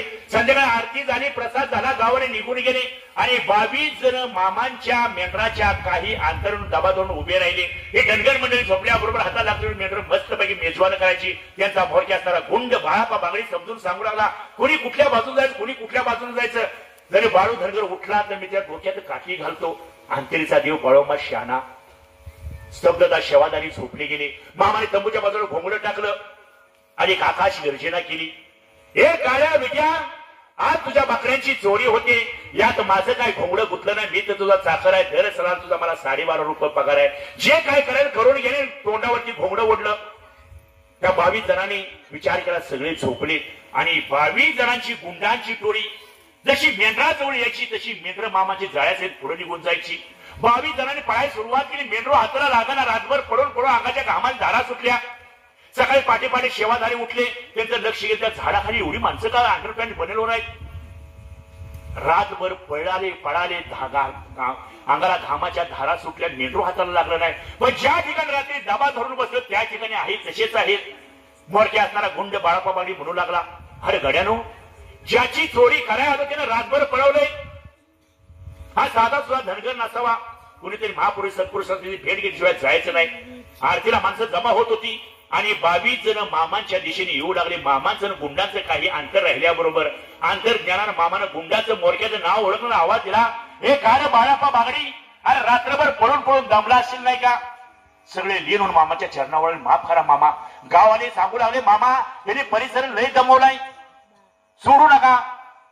हे सगळे मामांच्या गाया वाया करत होते. पाया पडत असताना मामाने सांगितलं अरे गड्याहो परमेश्वराने ईश्वराने तुम्हाला एवढं मोठं शरीर दिलंय, या मुक्या प्राण्यांचा सांभाळ करणं होतं करू नका, पण कापू तरी नका, मारू तरी नका. वाल्याचा वाल्मिकी झाला, मी तुम्हाला माफ करतो. गावासमोर तुम्ही आज मला वचन द्या, इथून पुढे वाईट धंदे सोडणार, चोऱ्या मारामाऱ्या बंद करणार, तर मी तुम्हाला माफ करतो. ना तर गावासमोर तुमची राख रांगोळी करतो म्हटल्या बरोबर सगळ्यांनी एक मतानं सांगितलं, मामा देव आम्हाला माहित नाही, आजपासून तुम्हीच आमचं देव. आणि त्या मावळहाटी गावी समाधी काळात 15 दिवस मेंढरं ठेवून घेतली, खडोबारावर सेवा केली. आणि 15 दिवस जर मामा बोलू लागलं, अरे गड्या हो, एका गावात जर मी 15 दिवस थांबलो तर पुढच्या गावचं माझं भावी बघतो वाट बघते तर, ए बाळापा बागडी, मला आता पुढल्या गावाला जायला परवानगी दे, मला कात टाकायचे, मला बाळंत व्हायचंय. तोच बाळापा बागडी मामांच्या समोर आला. माय मावल्याचं डोळ्याला पदर लागलं गेलं, असं डोळ्यात येऊ लागलं, हे मामा देवा भावा असं का बोलतायचा, कात टाकायची, बाळंत व्हायचंय. बाळापा बागडी मामाच्या चरणावर गुंड आहे, चोर आहे, त्याला सुतासारखं ओळखलं. तो मामांचं चरण धरून गच्च अंगठ धरून रडतोय, हे देवा मामा, अरे इथून पुढे आपली भेट कधी होणार. अरे ओट बाळापा भागडी, अरे इथून पुढे जर मी नाही आलो तर माझ्या बकरीचं हाड तुझ्या दारात येऊन पडल. बकरीचं हाड ते बाळू मामाचं हाड समज. निघाला देव बाळू मामा. सरळ मामा लिंगापुरात पोचलं. प्रकृती खालावत चालली. मोजक्या लोकांना जमा केलं, सगळ्या जबाबदारी सांगून टाकल्या, चला मला आदमापूरला घेऊन चला. आणि मामा आदमापुरात आलं. मिळेल त्या वाहनानं माणसं येऊ लागली. समाधी काळात जवळ आला. मिळेल त्या वाहनानं माणसं येत होती. मामाने सांगायला सुरुवात केली, अरे गड्या हो, इथून पुढे आई माझी 1200 शेळ्या मेंढ्या बिन मालकी सांभाळा. ही बकरी जग दुनियेचं कल्याण करत असताना, दुःखी लोकांना अभय असा देत असताना, फक्त माझ्या नावावर कुणाला 1 रुपया भीक मागू नका. आत्मापुरात माझा दगडच पैसे कमवत. माझ्या लेकरांनो बाळांनो, माझ्या मंदिरासाठी तुम्हाला माझी मेंढरं विकता येणार नाही. पावती पुस्तक काढू नका, कोणापुढे हात पसरू नका. पण या बाळू धनगराचा राज वाडा बघाय सगळं जे येईल, हे मामानं समाधीच्या अगोदर सांगितलं. आज जगातलं माणसं मामांचा राजवाडा बघायला जातील. ही समाधी काळात कोणी मेंढरच सांभाळायला तयार नसताना त्या बाळू मामानं घोड्याकडून कुत्र्याकडून मेंढर राखून घेतली. आदमापूरच्या माळावरील निर्जीव दगड धोंड्याकडून मेंढर राखून घेतली. आणि मामानं सांगितलं, जोपर्यंत तुम्हाला सांभाळणं होतं तोपर्यंत सांभाळा. ज्या दिवशी सांभाळणं होणार नाही, माझ्या समाधी नंतर माझी मेंढरं आदमापूरच्या डोंगरात आणून लावा. माझ्या समाधी नंतर या आदमापूरच्या डोंगरातील एक दगड शेळ्या मेंढ्याला काही नाही म्हणला तर बाळू धनगर हे जगात नाव सांगणार नाही. मामांच्या डोळ्यातून घळाघळा अश्रू वाहू लागलं. मामांच्या डोळ्यातून अश्रू व्हायला लागल्यावर जन समुदायाचा अश्रू ढाण्याचा बांध फुटला गेला. आक्रोश आक्रोश मामा मामा करून हांबरडा फोडला गेला. आणि मामांचे जवळचे डॉक्टर गरड आरडत ओरडत मामांच्या समोर येत असताना मामाने आवाज दिला, हे गरुडा रांगाच्या तुला नाही काय चालेल, तो डॉक्टर असून मी तुझा कॅन्सर बरा केलाय. डॉक्टरचा कॅन्सर मामानं बरा केलाय. ते गरड डॉक्टर गर्दीन रडत रडत मामाच्या जवळ आले, हे देवा मामा, अरे तुझ्या डोळ्यातून अश्रू वाहते म्हणून लोकांच्या अश्रू नयनाचा बांध फुटलाय गड्या. अरे माझ्या डोळ्यातून अश्रू वाहते, हे विश्वच माझं घर आहे, मला माझ्या विश्वाची काळजी लागली. हे विश्वच माझं घर आहे, मला माझ्याच विश्वाची काळजी लागल्या. अरे गरुडा, समोरचा येणारा काळ मला दिसतोय, समोर येणारा काळ मला दिसतोय. तो शिकलेला आहे, डॉक्टर आहे. मी जेवढं सांगतोय तेवढं लिहून ठेव. आणि मामाने समोर येणारा काळ आपल्या वाच्या सिद्धीतून या नास्तिक कलियुगाची 350 शब्दामध्ये मामाने भविष्यवाणी सांगायला सुरुवात केली. बाळानो, कलियुगात काढावं काढावं पोथीपुराण तुम्ही वाचून काढावं. खोटं तुम्ही बोलाल बाळोमा सिद्ध करूनच दाखवाल. कलियुगात धान्य दारात वैरण कोणात राहिलं, वैरण सोन्याच्या वेळून सांभाळून राहा. ज्याच्या घरी धान्य तो शाना होईल. गावाची पेंडी मध्ये पिकल ती बांधार बांध शिवार शिव. तुम्ही डोळ्याने बघशिला, कानाला ऐकत राहशिला. शेतकऱ्याला बळीराजाला माझा सदैव आशीर्वाद आहे. पण कलियुगात तुम्ही पापांची मेघराजाची वाट बघत बसलेला. उन्हाळ्याचा पावसाळा, पावसाळ्याचा उन्हाळा होईल. धर्माचा पाऊस, कर्माचं पीक होईल. भाकरीवरली भाजी सांभाळून खावा. शिवाजी महाराज जय जयकार करा. शिवाजी महाराज पुन्हा कुणातरी पोटाला जन्माला येतील. मी थोडा तू थोडा म्हणू नका. ऐका बाळांनो, माझ्या ऐका ताऱ्यानो. 12 कोसाला एक दिवा दिसल. मनुष्याची वस्ती विरळ होईल. जंगलातील प्राणी पक्षी गावातील धुमाकूळ घालतील. गोर गरीबांना जगणं मुश्किल होईल. चैत्रात गाई माडाला जातील. कलियुगात 12 महिने लग्न कार्य होतील. राजकारणात तुम्ही देवाला विसरून जाल. पैसा न करणारा मनुष्य भारत देशात हुडकून सापडणार नाही. ऐका बाळांनो, माझ्या ऐका तान्यांनो. पापाचा घडा भरत आलाय. 12 महिन्याचा तिवडा रावलाय. मैदानातील बैल उपरडा फिरायला लागलाय. एक काढणार कळपातून हुडकून पापी हुडकूनच मारणार. जगाला डोंगरा एवढं पाप झालंय, दोन पुण्य शिल्लक आहे. दोन्याच्या डोंगर त्यांना विचार करावा. इंद्र सभेला संकट पडलंय. भगवान कधी अवतार घेण्यात जगाच्या विनाशाला सुरुवात होईल. कलियुगात 9 वर्षाची मुलगी व्रताला मागल, नवरा मागल. कलियुगात 12 वर्षाची मुलगी आई होईल, तुम्ही डोळ्यानं बघशीला, कारण ऐकत राहशीला. कलियुगात भावाला बहीण ओळखायच नाही, सासऱ्यासून ओळखायच नाही, पापाचा घडा भरत चालाय. ऐका बळानं माझी, ऐका तान्यांनो. राजकारणात स्त्रीवर्ग बाजी मारल, राजकारणात स्त्रीवर्ग पुरुषांची खुर्ची हिसकावून घेईल, पंच लोक दोन्हीकडे लाच मारून भांडण लावतील. पैशाच्या जोरावर मनुष्याला न्याय मिळणार नाही. ऐका बाळानं माझ्या, ऐका तान्यांनो. जगात डोंगरा एवढं पाप झालंय, तुम्ही डोळ्याने बघशीला, कानानं ऐकत राहशीला. कलियुगात मनुष्याला 18 तऱ्हेचे आजार होतील. डॉक्टर लोकांचं हात टेकतील, आजाराला औषध मिळणार नाही, आडं चुकर पण खेड चुकणार नाही. त्याच वेळेला 33 कोटी देव देवळात बसतील. पण माझ्या लेकरांनो, बाळांनो, बघा, मामाने 66 साली समाधी घ्यायच्या अगोदर सांगितलं, तुम्ही डोळ्याने बघशीला, कानानं ऐकत राहशीला. कलियुगात मनुष्याला 18 तऱ्हेचे आजार होतील. डॉक्टर लोकांचा हात टेकतील, आजाराला औषध मिळणार नाही, आडं चुकर पण खेड चुकणार नाही. त्याच वेळी 33 कोटी देव देवळात बसतील. पण रानू माळ बाळू धनगराची घंटाच वाजल. ज्या मंडळी करुणा काळामध्ये 33 कोटी देवांचा दरबार बंद झाला, दार बंद झाली. पण या माझ्या बाळू मामाचं 18 ठिकाणी कुठेही मेंढी माऊलीच्या काळात यात्रा कुठं थांबली नाही. माझ्या बाळू मामानं कुणाच्या केसालाही धक्का लावून दिला नाही. ही ताकद बाळू मामांची, अधिकार बाळू मामांचा आहे. तुम्ही डोळ्याने बघशीला, कानानं ऐकत राहशीला. 12 महिने लग्न कार्य होती. माझ्या लेकरांनो, बाळांनो, कलियुगात काही पैसा झाला तर परिश्रम करू नका, पर धन कुणाचं घेऊ नका, पर निंदा कुणाची करू नका. कलियुगात लई पैसा झाला तर कलियुगात लई पैसा झाला तर 5 माणसाच्या तो पाणी घराचा तुमचा धर्म झाला. धर्माचं पारडं वर आहे, कर्माचं पारडं खाली, खेळ करते, गणमत करते, तिथं धर्म झाला. तिथं देव धंबल, तिथं कर्म आहे, तिथं काळ उभा राहील, दारात हेमराच्या वाट बघून उभा राहील. तुम्ही डोळ्याने बघशीला, कानानं ऐकत राहशीला. कलियुगात एका पुरुषाला 7 बायका होतील. नवऱ्याला बायको थोबाडीत मारल, नवऱ्याचा मान राखणार नाही. नवरा झाडाच्या शेंड्यावर चढून बसल, खाली उतरला तर त्याला लाथा बुक्याच घालल. बघा मंडळी, आज देवाधिकारी साधू संतांनी आईचं महत्व जास्त सांगितलं, सगळा अधिकार देतो महिला मंडळीला दिला. आणि ते खरे.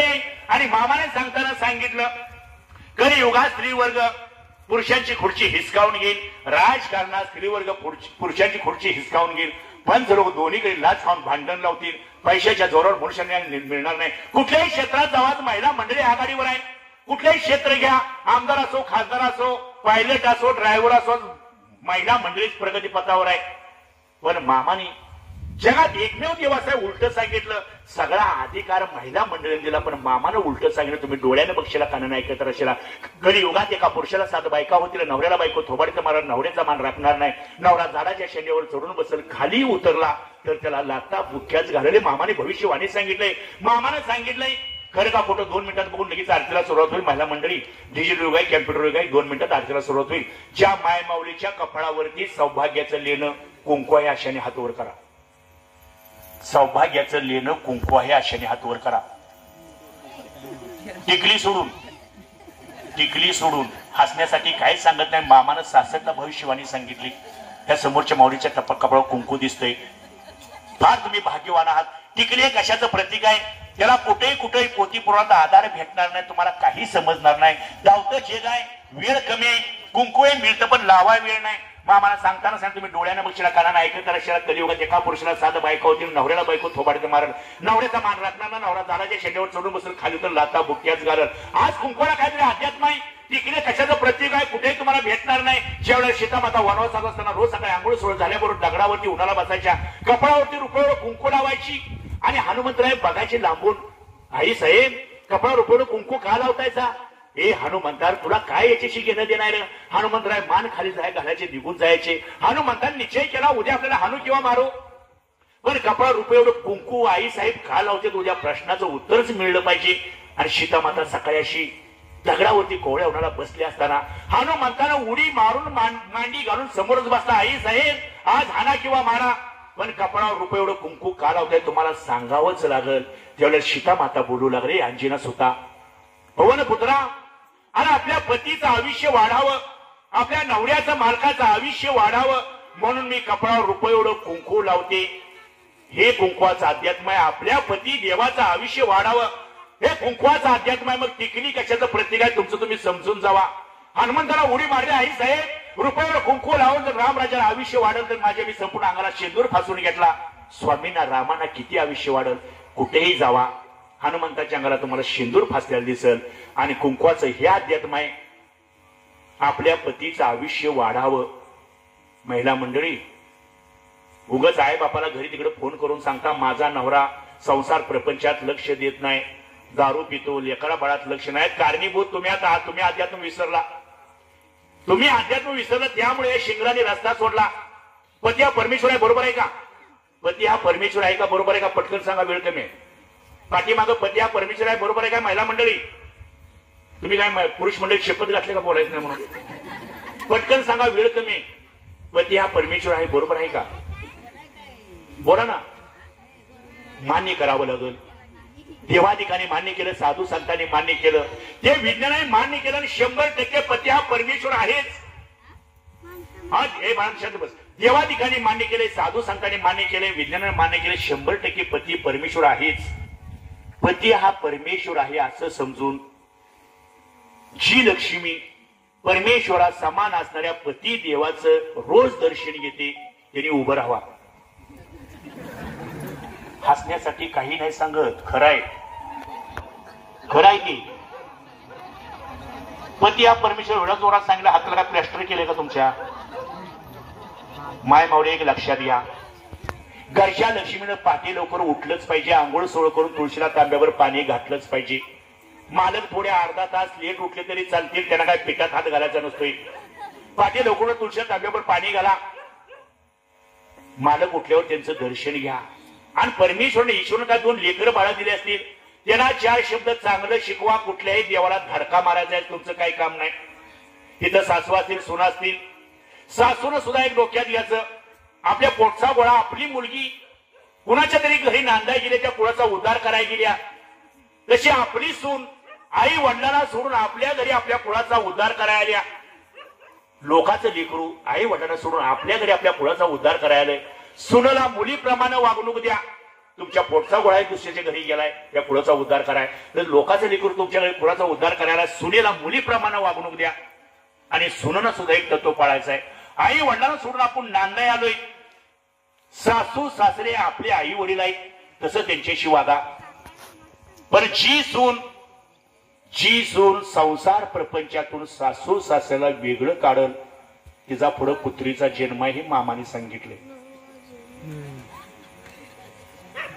जी सून आपल्या सासू सासऱ्याला संसार वेगळं काढल, तिचा पुढे पुत्रीचा जन्म. जी सून सासू सासऱ्याला आई वडिलाप्रमाणे सांभाळ करल, ती पुढे ब्राह्मण कुळात जन्माला येईल. बघा मग कुठल्या बाजूला जायचं.